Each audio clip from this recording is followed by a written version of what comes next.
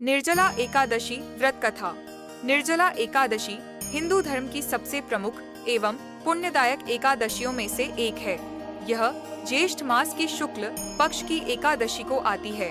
इस व्रत में जल तक ग्रहण नहीं किया जाता, इसलिए इसे निर्जला कहा गया है। इस व्रत का पालन करने से साल भर की सभी 24 एकादशियों का फल प्राप्त होता है। इसे भीमसेनी एकादशी भी कहा जाता है, क्योंकि इसका पालन सबसे पहले भीम ने किया था।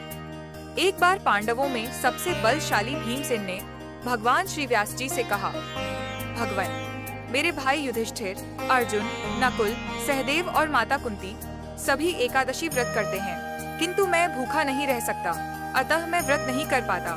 क्या कोई ऐसा उपाय है जिससे मुझे भी सभी एकादशियों का पुण्य प्राप्त हो जाए, लेकिन मैं बार बार उपवास न करूं? इस पर महर्षि वेदव्यास ने कहा, हे भीम, यदि तुम वर्ष में केवल एक बार ज्येष्ठ शुक्ल एकादशी के दिन निर्जल रहकर उपवास करो, तो तुम्हें सभी 24 एकादशियों के व्रतों का फल प्राप्त होगा।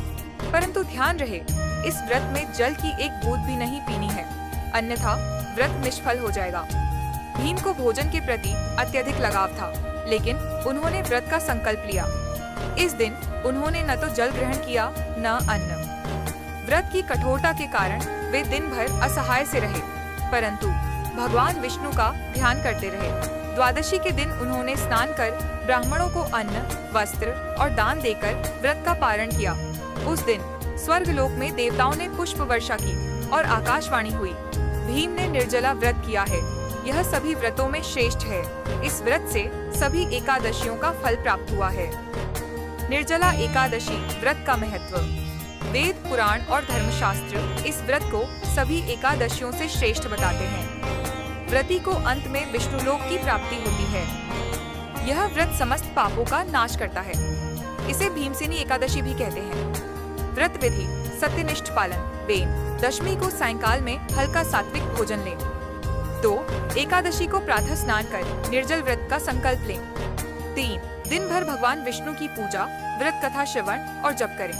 4. रात्रि को जागरण करें, कथा सुने और भजन करें। 5.